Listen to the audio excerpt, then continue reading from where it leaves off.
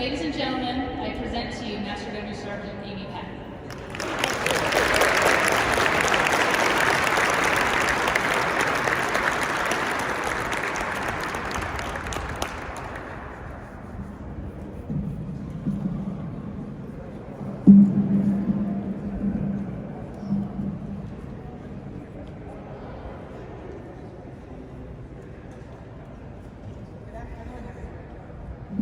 Can you hear me? Okay.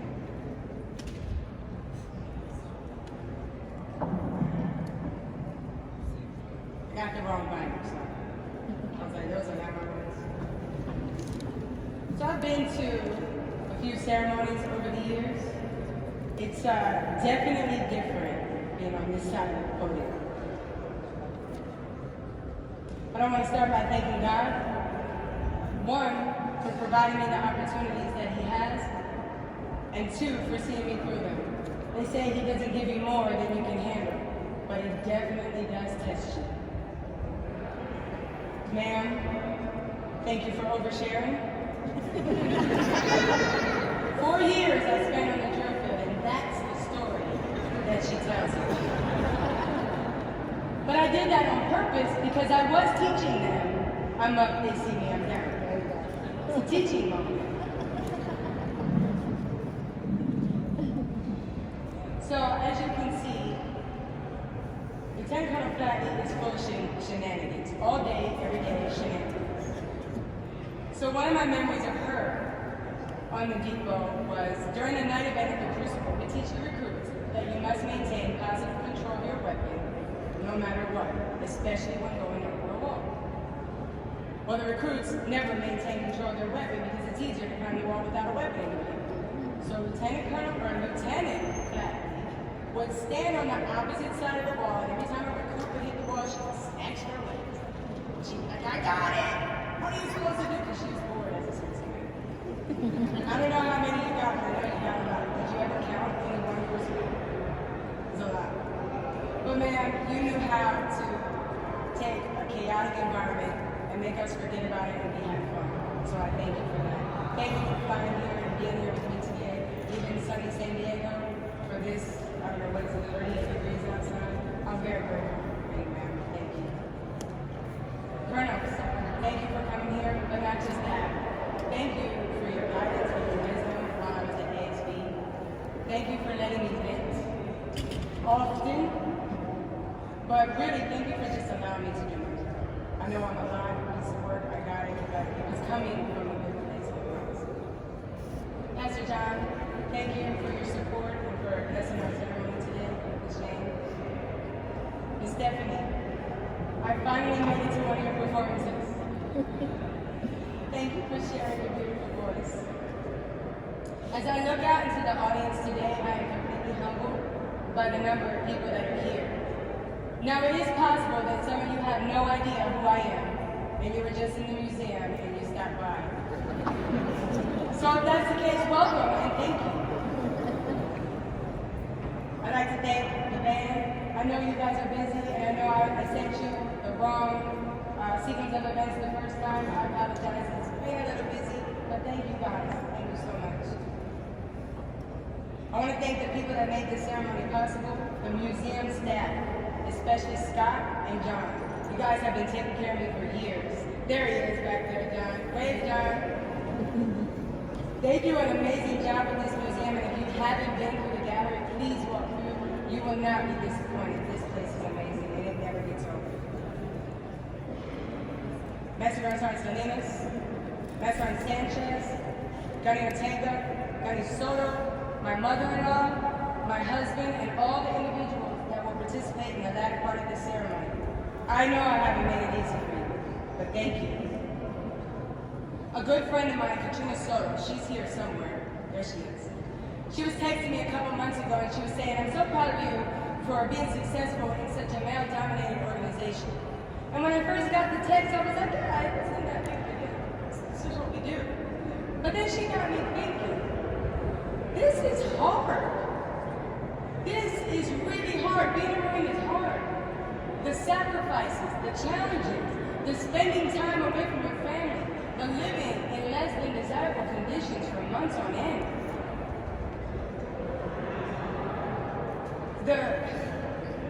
There's so much that goes into this that we don't realize because we just get up and do it. The constant state of being competitive, it's hard.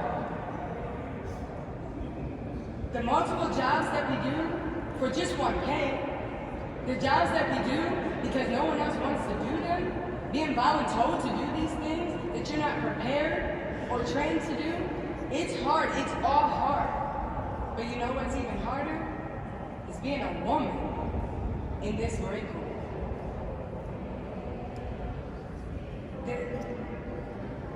The Marine Corps has moved forward in regard, the world has moved forward in regards to women's rights, and the Marine Corps is right behind it.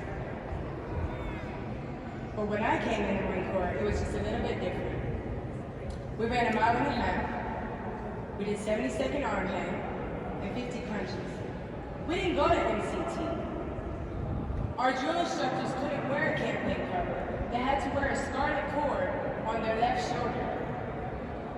There were no equal opportunity representatives in my unit tonight.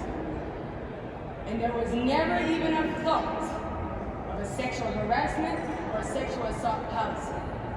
We didn't tell anybody because nobody was ready to have that conversation. We must ask ourselves questions, like when is a good time to have a baby? There isn't a good time to have a baby when you're a female Marine. We just figure it out. We have to figure out how to stand next to our male counterparts and still be seen. How do we lead those males that don't want to be led by women? And how do we earn our place amongst the old timers that think we don't belong? Being a Marine as a woman is very hard. I lost sight of that until she asked me, until she mentioned it, and I started thinking. But again, I'm proud of where the Marine Corps has gone. Today, we're reaching the highest ranks and billets. We're generals, colonels, commanding officers. We're leading our MOSs. We're the first sergeant major to lead a Marine Expeditionary Force, and that's just the beginning. And I'm excited to sit on the sidelines and watch what you ladies do next. But shifting gears, I know that I am only standing here today because of some amazing men that have supported me for the last 29 years. So I just wanted to mention a few of them. Master Gunner Sergeant Bob Manning, Master Gunner Sergeant Shedrick Garrett, Master Gunner Sergeant Gary Griffin, rest in peace, Gunner Sergeant Stephen Tolliver, Gunner Sergeant Cameron Bobbitt, Gunner Sergeant Louis Martinez, and Staff Sergeant Simon Lindsay.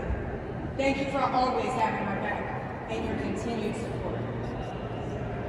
The CC46 Executive Steering Committee, past and present. You guys are family to me. You always bought into all of my crazy ideas.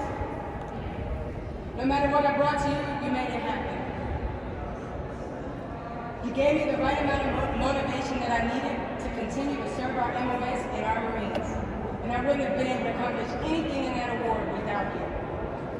Ray Salinas, Glenn Fiji, Derek Patton, Johnny Akers, Gary Mumford, Danny Bullock, and Jerry Temple. We've accomplished a lot in a short period of time, but you, my friends, still have work to do. The past ESC members, Chad Antis, Anthony Brown, Stu Maynard, Mike Wharton, and Chester Roca, thank you.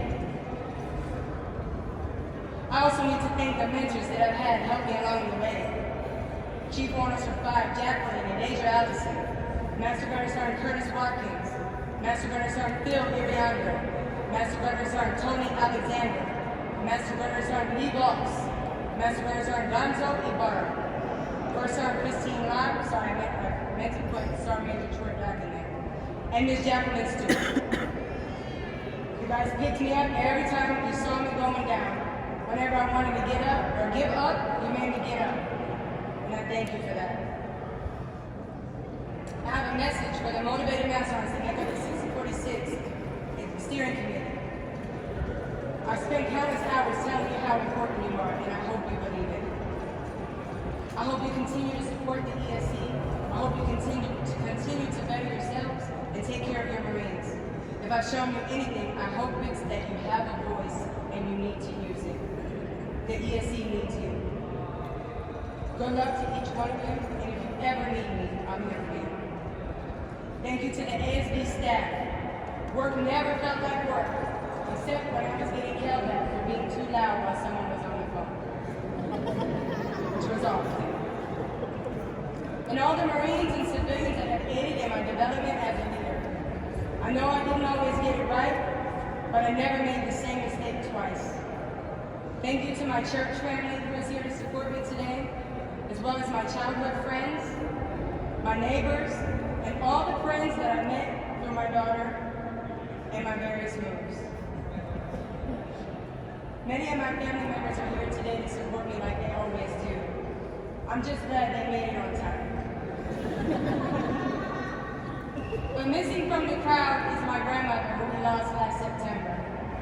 She was so excited when I told her I was retiring. She said I worked too hard and I traveled too much. So I told her to please tell my boss that. She wouldn't have missed today because she never missed any major event in my life. But I know she's smiling now and happy that this day is finally come. When I told my mom I was joining the Marine Corps, she told me I would never make it. She said that my attitude would get me kicked out. But what she didn't know was that no matter how much they yelled, how many times they put me on the quarterdeck, how many times they made me do something that made no sense, and how rude they were, it was nothing compared to living with her. So thank you, Mom, because I was more than prepared for boot camp. And besides, any opportunity to prove her wrong was a challenge I did not accept. And if you think I'm exaggerating, there's a whole row of people over there that can. Mama, I don't know a mother more proud. You've been showing up for our family since the day I met you. And you always take my side when I'm mad at your son. So thank you. In 1998, I met a Marine that changed my life forever. I was working at Miles 11 as a data analyst, and I was on leave. When I got back from leave, they kept telling me about this new Land Cobra that they had. So I put my stuff down and I went over to the van where she was. I was ready to break her in like I did every other Marine. But what I didn't know, this was no ordinary Marine.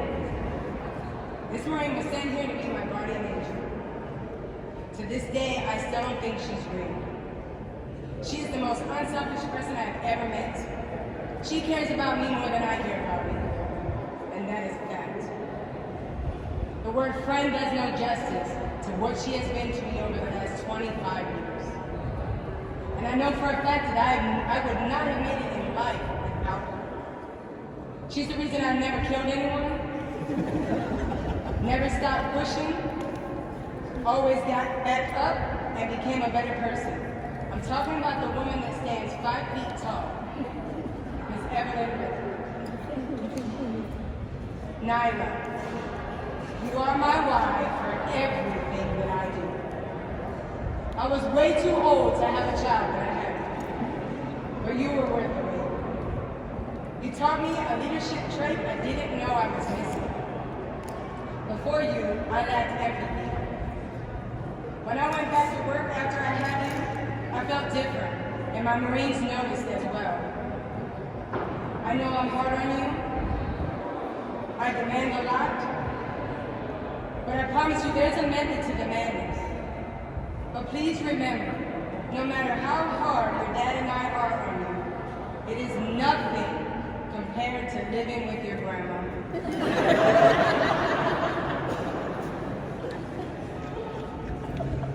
My love, we met as gunnies. We were both already well established in our careers.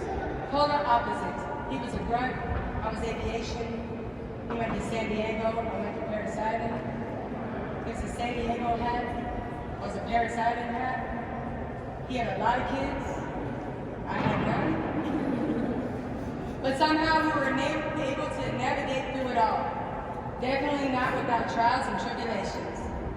But we've grown from two people that had nothing in common to a family that's in it to win it. I've often asked my Marines over the years to think about someone that they wanted to make proud. And when they have that person, every decision that they make, they need to think, is this a decision that will make that individual proud? You are that individual for me, and I hope that I made you proud. You've been my biggest supporter, and a huge part of my development as a leader. You fit into all the categories that I mentioned above. And I can't find the words to thank you enough, but I love you. The last 29 years were filled with ups and downs, highs and lows, and everything in between. Every experience has prepared me for the next. Every letdown made me stronger. Every doubter made me fight harder. And every face that stared back at me needing guidance and leadership made me better myself. I hope I was able to inspire others by proving that you can overcome adversity no matter who you are, where you come from, or what your gender is, as long as there is a determination to succeed. Today, I will leave the Corps knowing that I gave it my all. I hope I leave behind a legacy of an authentic and selfless leader who was extremely grateful for the opportunities that the Corps gave. I believe I got much more out of the Corps than I ever gave it. Thank you again to each and every one of you. And Semper Fidelis.